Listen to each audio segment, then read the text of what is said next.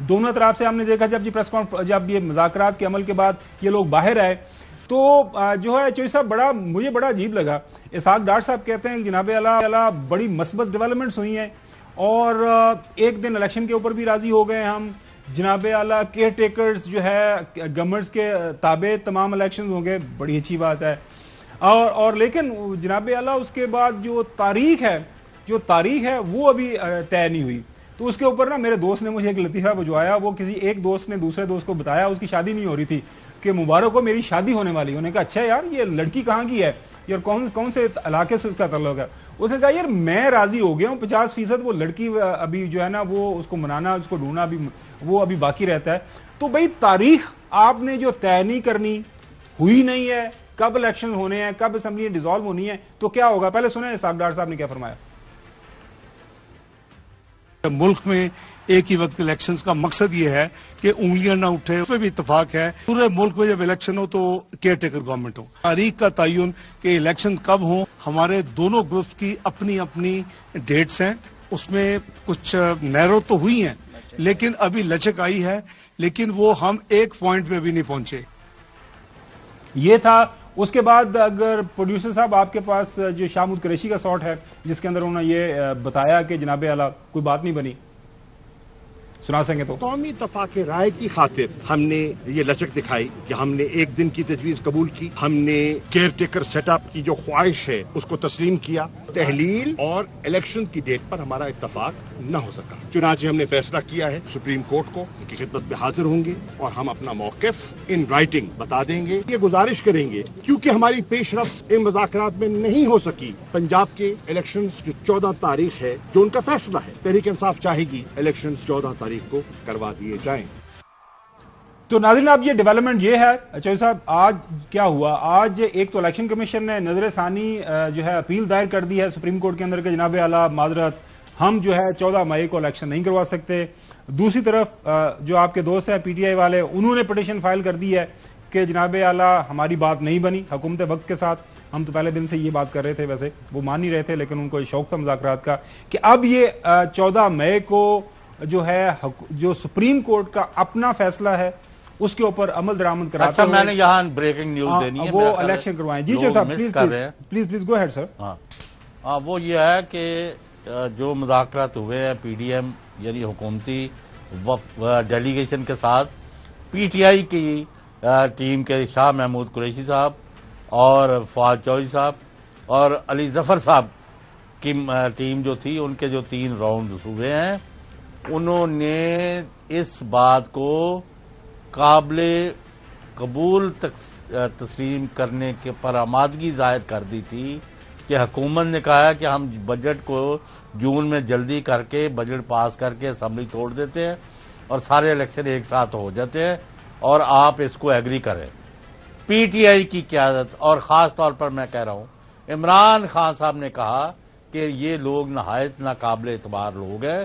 انہوں نے یا تو یہ 14 مئی سے پہلے اپنی اسمبلیاں توڑے تو پھر تو ہم بات مانتے ہیں, اگر ڈیٹ تھوڑا بہت آگے پیچھے بھی ہو جائے تو ڈزنٹ میٹر, لیکن اگر یہ 14 مئی سے پہلے اسمبلیاں نہیں توڑتے تو ہم ان کی جو یقین دہانیاں اور ان کی ڈیٹس اور ان کی آنیاں جانیاں جو ہے نا وہ ہمارے لیے قابل, یعنی میں یہ کہہ رہا ہوں کہ جو ٹیم تھی وہ اس میں اس بات کو جو حکومت نے لچک دکھائی تھی اس کو قبول کرنے کا تھوڑا بہت ان کا رجحان پایا جاتا تھا.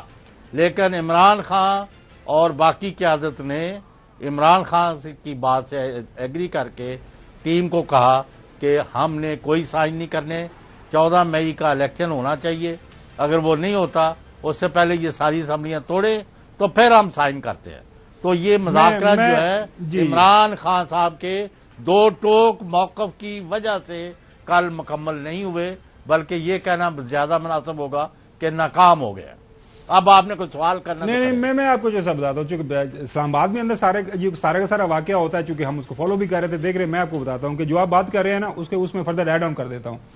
جو پاکستان تحریک انصاف کیا مانگ رہی تھی, پاکستان تحریک انصاف یہ مانگ رہی تھی کہ آپ ہمیں ٹائم لائن دے, کون سی تاریخ کو آپ نیشنل اسمبلی ڈیزالو کریں گے اس کے بعد کون سی تاریخ کو کیئر ٹیکرز آئیں گے, کون سی تاریخ کو ملک کے اندر الیکشن ہوں گے, اور یہ سارے کا سارا جو معاملہ ہے ایک ٹائم لائن کے ساتھ, تاریخوں کے ساتھ, وہ سپریم کورٹ کے سامنے ایک جوائنٹ جو لیٹر کی شکل میں, ڈرافٹ کی شکل میں جمع ہو جائے گا, جس کو ایک سپریم کورٹ کے اپنے آرڈر کی شکل میں ایک پروٹیکشن دے دے گا اور یہ معاملہ آگے بڑھے گا.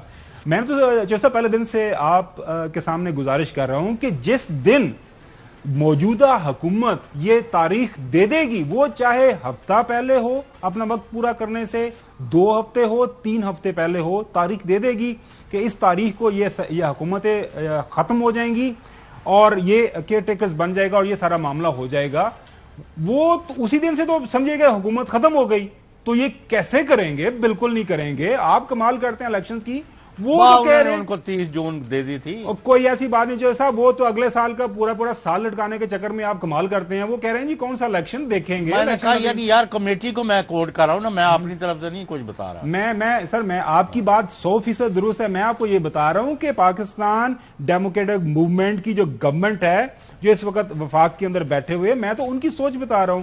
ان کے ہاں یہ جو باتیں چل رہی ہیں, جی لہذا ان کی تو موت ہے. آپ ٹھیک کہہ رہے ہیں. ان کو تو وہ تو 1 گھنٹہ بھی پہلے ختم نہیں کرنا, بلکہ 1-2 سال اور کہتے اس طرح ہی حلوہ مانڈا لگا رہے, موج میلہ. آپ کو کیا پتا میں کیا ادھر ان کے سکینڈل ہے جو ہم ابھی ان کو ٹچ نہیں کر رہے. ایک بظاہر ایک بڑا معزز شخصیت ہے, اس کا بیٹا وزیر بنا ہوا ہے, 100 ارب سے زیادہ اپنے علاقے اور ارد گرد 100 ارب سے زیادہ ادھر لے گیا ہے, اور اس میں سے کتنی لوٹ مار ہوئی ہے وہ آپ خود اپنا اندازہ خود ہی لگا لیں. وہ جی صاحب, آپ کو میری بات سنیں, آپ کو بتانے کی کوئی ضرورت نہیں ہے, مجھے بتانے کی کوئی ضرورت نہیں ہے. شاہد حقان عباسی صاحب, پروڈیوسر صاحب, وہ سارٹ نکالیں, وہ آج وہی کافی ہیں. ہاں, انہوں نے کہہ دیا کہ موجودہ حکومت نے 20 ارب روپے کی کرپشن کیا. ناظرین غور کریں, کم از کم اس حکومت کو الیکشن کروانے کے لیے 21 ارب روپے چاہیے تھا. انہوں نے 85 ارب روپے کی سبسڈی دی آٹے کی شکل میں پنجاب اور کے پی کے اندر, اور اس کے اوپر شاہد حقان عباسی, ناظرین, ان کے فارمر فائنانس منسٹر, ان کے فارمر پرائم منسٹر, پاکستان مسلم لیگ نون کے سینئر رہنما, ابھی بھی وہ نون لیگ کے بینچز کے اوپر بیٹھے ہوئے ہیں. نون لیگ وہ اپنے آپ کو ایکسپٹ کر رہے ہیں, تقریر بھی کی ہے. اب وہ یہ بات کر رہے ہیں, میں اور چوئی صاحب نہیں بات کر رہے, کوئی پی ٹی آئی والے ان کے اوپر الزام نہیں لگا رہے. اگر تھوڑی سی بھی وہ خواجہ آصف صاحب کے جو الفاظ استعمال کرتے ہوئے ادارتے ہوئے, کہ اگر تھوڑی سی بھی شرم اور حیا ان کے اندر ہو, ان کے اوپر تو کوئی اور الزام ہی نہیں لگا رہا. ان کا اپنا سینئر ممبر آف دا پارلیمان, former prime minister, former finance minister, former petroleum minister, اور دہائیوں سے پاکستان مسلم لیگ نون کے ساتھ تعلق واسطہ ان کا ساتھ کھڑے ہیں. وہ آپ کو یاد ہوگا ہمیشہ نواز شریف صاحب کے ساتھ کھڑے ہیں. اگر وہ یہ بات کر رہے ہیں تو میرے خیال میں یہ تو سارے کا سارے انہوں نے جو پروپیگنڈا ساری کی کمپین عمران خان یا ان کی پارٹی کے اوپر کرپشن کے حوالے سے بنائی تھی, لیکن بنا تو کچھ بھی نہ. ایک کیس نہیں سوائے گڑی چور, سوائے وہ پتہ نہیں ڈائمنڈ چور, فلانا چور الزامات کے علاوہ کوئی کرپشن کا کیس یہ ثابت نہیں کر سکے.